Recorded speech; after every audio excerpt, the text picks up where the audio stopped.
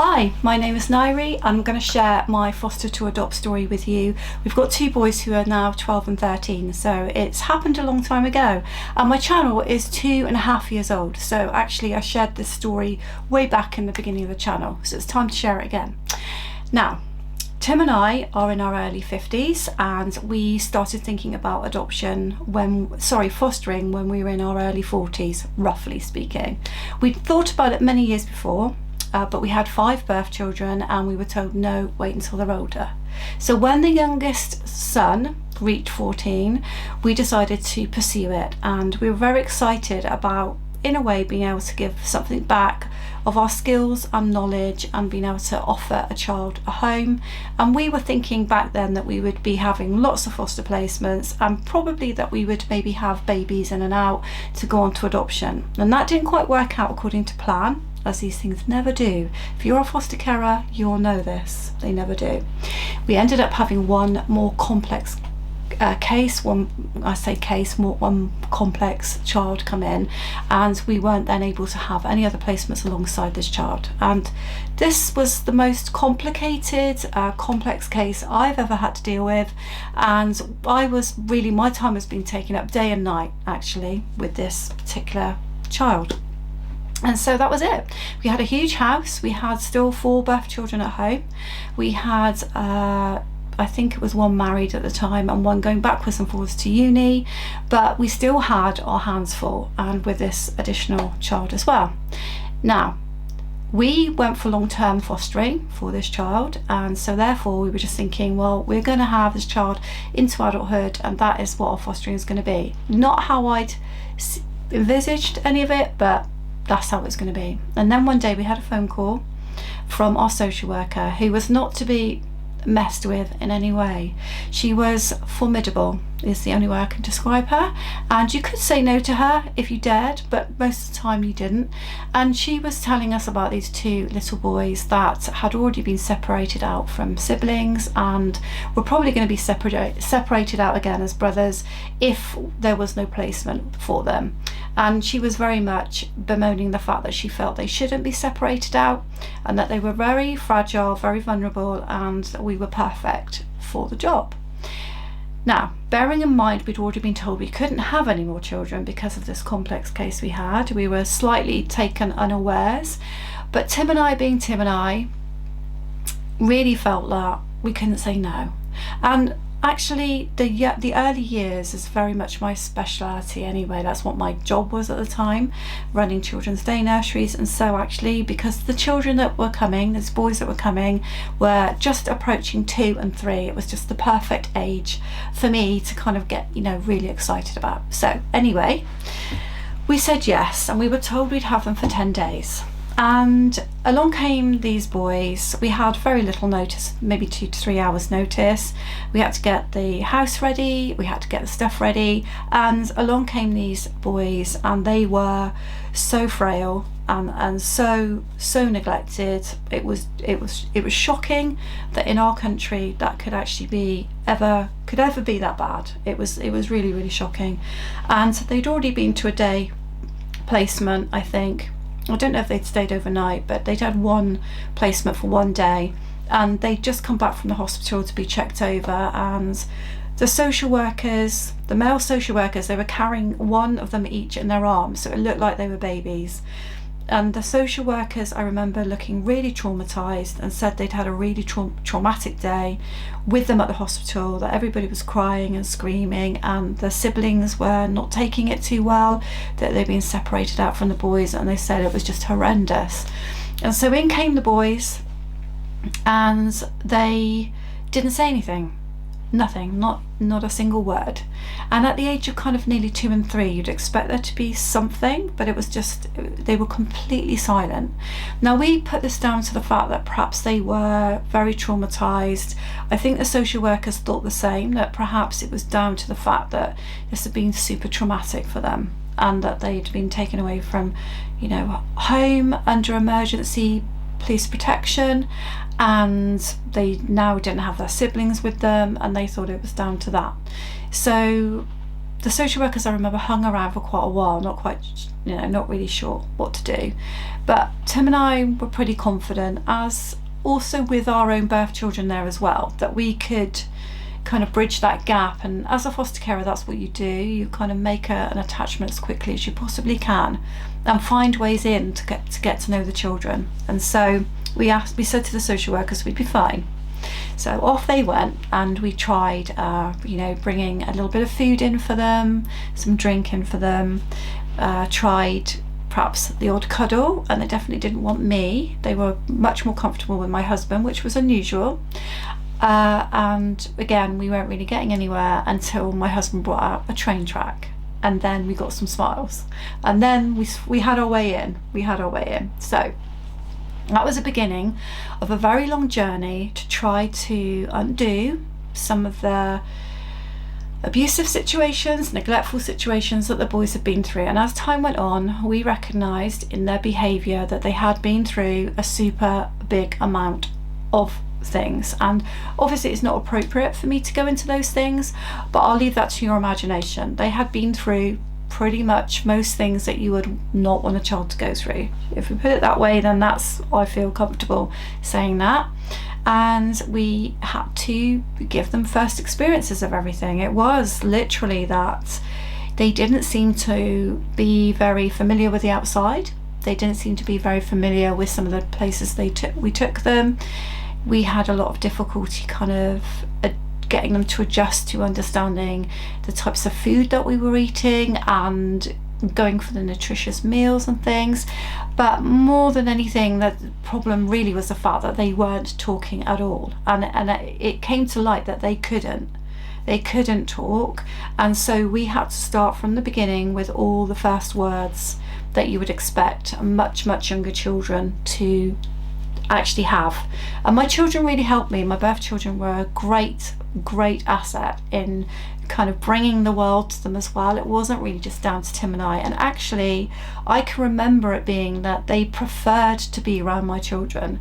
That was hard. They preferred my teenage children first, then they would go for my husband, and it was me last. Now, in a way that kind of worked, because we still had this other placement, this other child with us, and this child really was very much for me, all for me. So it kind of worked. It wasn't ideal, but it kind of worked. Now, after some time, we worked out that the child that we had in placement was not safe around the boys, and it wasn't going to work out, and so that child had to move on to a different placement. That broke my heart. I'm not going to lie, it broke my heart, but unfortunately then that child did need to be looked after for many years elsewhere. So that was unfortunate, but that's the way it happened. And it happened then that the boys then, it ended up being that they didn't move on after 10 days, and they stayed with us for another 2 years, roughly 2 years, and they were being prepared to go for adoption. And we remember saying to, every time we went into a meeting, we remember saying that we didn't think they were strong enough, resilient enough to move on to adopters, that they weren't going to understand. And I think that was partly their vulnerability, lack of resilience, but it was partly the fact that they had the speech delays and development delays as well, that they weren't going to understand really what was going on. Not that you'd expect 4 and 5 year olds to really understand what's going on. Like, most of us don't understand the systems anyway, do we? So so they were being prepared for that. We were going to the meetings, but we weren't finding any adopters were not standing forward, they were not stepping forward, and that was largely because of the developmental issues, I would say. And so there was a problem there, and at one point we were asked if we would consider it.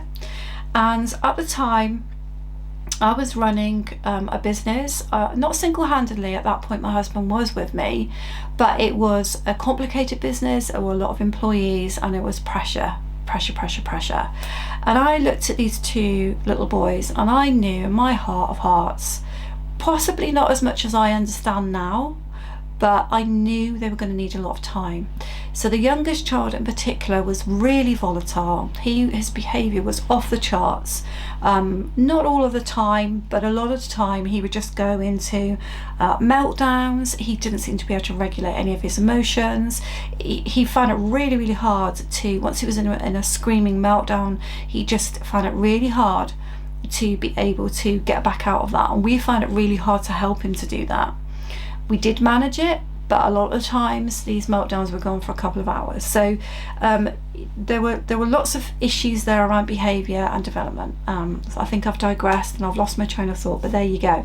So people were not stepping forward. So anyway, yes, sorry, I know where I was going now. So I knew that the reality is, as now I was, I don't know where I was, I don't know, mid-40s perhaps, kind of, it gets a bit of a blur, that I wasn't going to be able to be a company director with all these employees and actually give these boys what they were really going to need as they grew up. And so in the back of my mind, alarm bells are ringing. I'm thinking, we go for adoption, we don't have a fostering allowance anymore, we may not be able to have my career anymore. How are we going to survive around that? And so we were very clear that we felt that some sort of package would need to be put in place for the boys. And I think at the time people felt that there was still a chance for them to get adopted, and it wasn't worth losing us as foster carers and giving handouts to us as well. I get that. And so they still carried on looking, and we went to an adoption day, and a couple of couples stepped forward. I don't know whether they would have stepped forward for sibling boys, but we kind of chatted to a couple of couples and they stepped forward, and one couple was chosen for the boys, and they were experienced, they seemed lovely, they seemed committed to the task, and I think they were, but the boys went off for adoption, and leading up to the adoption, it was horrendous. It was heartbreaking. The younger one in particular just kept coming into my husband in particular in the night saying he didn't want to go. We got lots of behaviour declining. We got lots of kind of urinating, and it was bad. And we did say in the meetings that we were having a lot of issues, but being foster carers, we wanted to support the process of adoption, because if it wasn't going to be us, we were going to have to support a family to do a good job with them, and we really wanted the best for the boys. So yeah, we argued our case that we didn't think it was going well, but I think there's always a push for adoption. So anyway, it happened, they went, and we didn't hear anything, and we just assumed that everything was going to be okay. We had one meeting where, when the boys left us, the older one's very compliant, he didn't do anything, but the younger one was clearly very, very upset when he left us. And then we didn't hear from them, we didn't see them, and we got the message back through that they weren't going to have any other meetups with us. That was very disappointing, because that's not the impression we had, and I do think that the boys needed to keep seeing us for a while. But again, I understand. I'm an adopter now, so I'm on the other side of the fence, and I do understand. So after a few months, the adoption broke down. This was so bad, such bad news for us, because that had kind of destroyed this trust that we had with them, and any attachment that we had with them, and we had built up a really good bond with them, was now destroyed, because to them, we had just let them go with these people, and they did not understand. So now we had the biggest fight of our lives on, because we now had 3 other foster children in placement. We had a teenager, and we had a sibling pair of children that had also had lots of changes and also had lots of placements.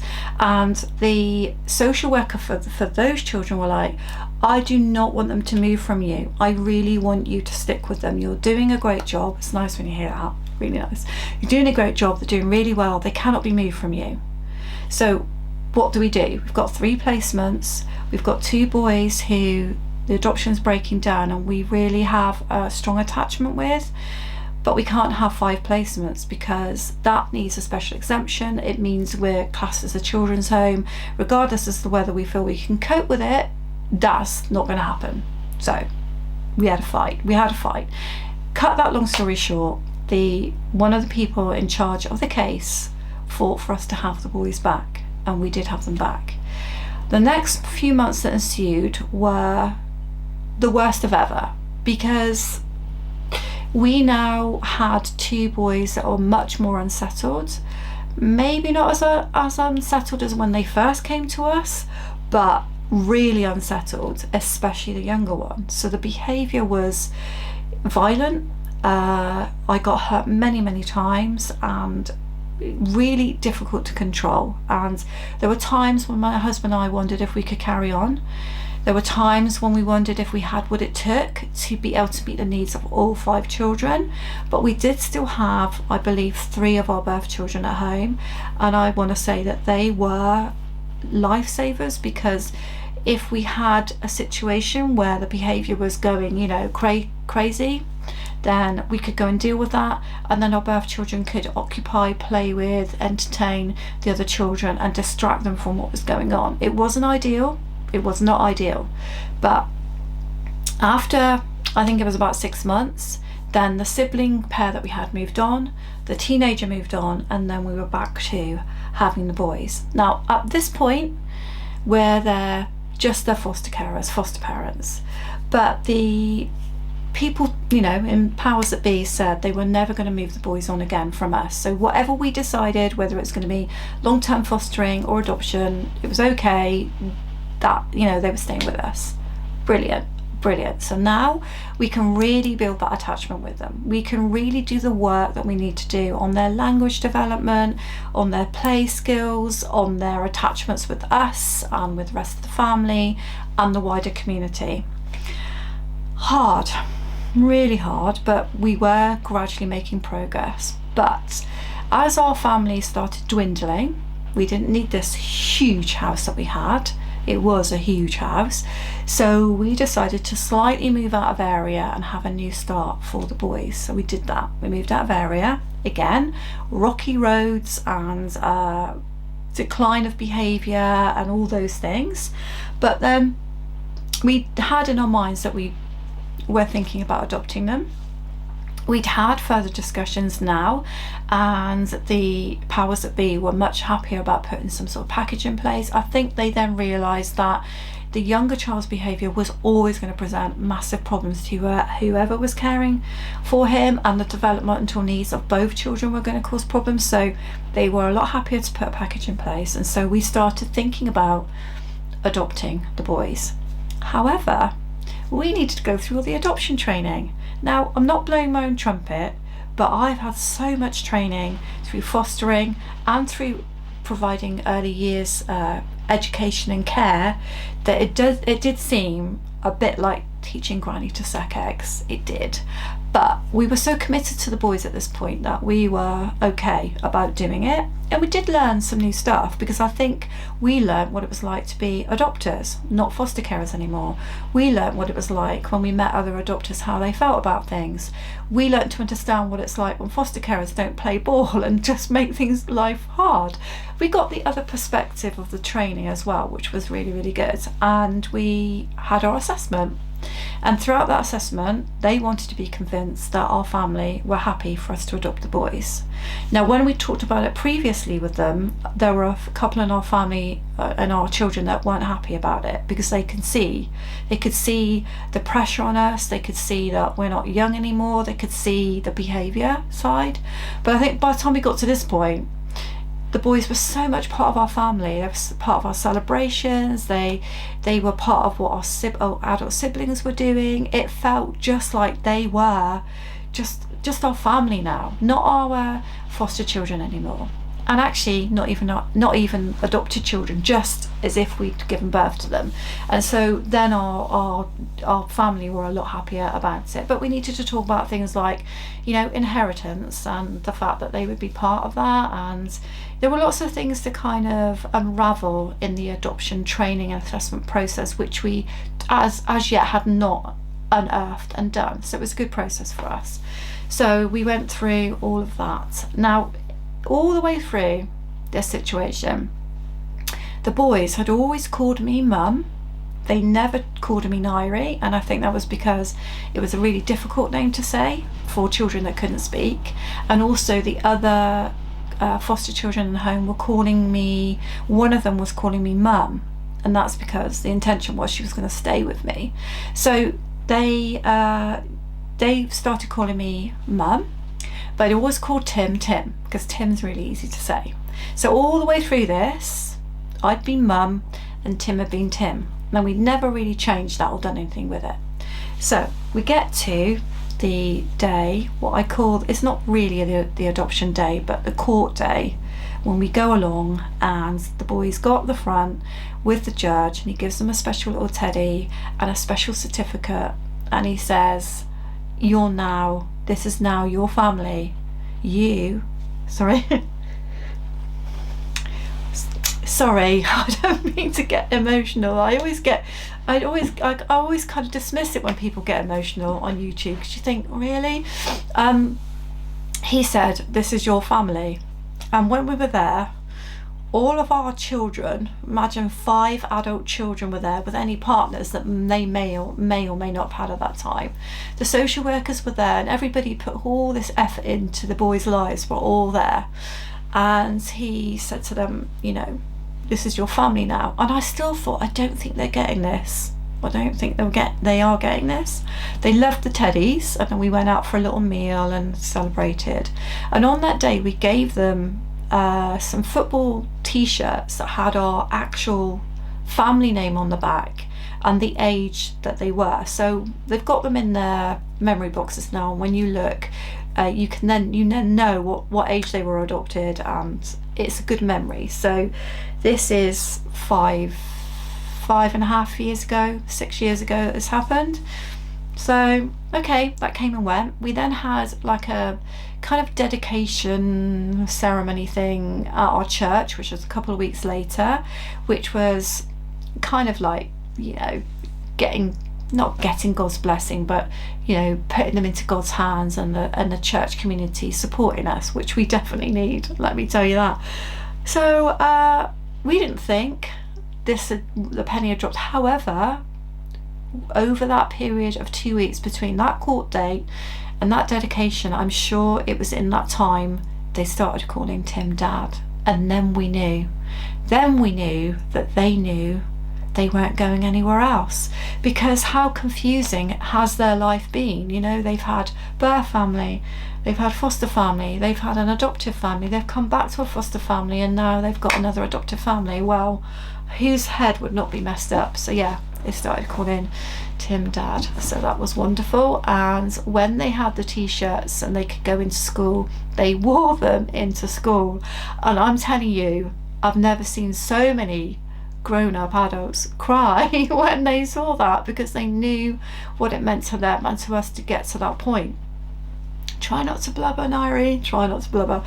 So let's bring you up to date. So one of the reasons why I wanted to do the story again is I want to kind of like wind forward a little bit. Okay, so we've been their adopters for 6 years now. Anybody who's watching this who might be an adoptee or might not have had such a good experience of adoption, I'm going to apologize to you now, because I understand that not everyone is going to love these, shall we say, emotional stories, or the happy ever after stories. So what I want to say to those people right now is, we are not the boys' answer to everything. They are not necessarily lucky to have us. That's the other thing I want to say, because actually they come with their blessings to us. We've learnt more about ourselves through those boys than any other situation in our lives. We've learnt how sometimes we're not patient. We've learnt how sometimes we're not perfect, and neither are they, and that's okay. So it's not a happy ever after story. It's a good one. For us, it's solid, it's great, and we're really, really pleased that we've been part of their lives. But it's not a happy ever after story. Why? Because there's still a birth family out there that have lost children. There's still a backdrop story. There's still a history there that they've got to live with. So it's not a happy ever after story, but it is a positive one. And the way that we are with the boys now is, you would never know that we didn't start off with them.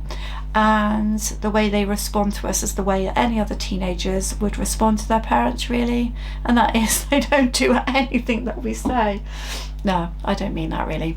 They do some things we say, but we still have the developmental issues. They both have diagnosis for different things, and there's a lot of work to do on a daily basis. They need a lot of prompting, reminding on basic things in life, and we struggle sometimes because it's very tiring. You know, I'm 53, Tim's 55. It's tiring to be bringing up teenagers and having to have that level of input all the time when they're at home and be on the ball all the time. So yes, they still have some of those developmental issues that they first had when they walked through our doors. I believe their attachment is strengthening every day, every year. I think we're getting better with that, and their level of trust is getting better with that. We still have to work through issues that the abuse has caused them, the neglect has caused them, and we're dealing with childhood trauma for the rest of their lives and into adulthood. But they've had lots of therapeutic needs met, and they are having lots of support through school and through us, and so it's progress. They are always making progress, and we love them dearly. We love them dearly, and we hope that we can provide for them into adulthood. And our biggest prayer and want would be that they will be able to live independently of us and not be reliant on us having to care for them, because there is a question mark around that. So I hope you've enjoyed that story. Check out my channel for other things on there: attachment, therapeutic parenting. It's all on there. I'll link a playlist for you at the end for you to deep dive into, and I hope to see you on Fly Little Birds. Thank you.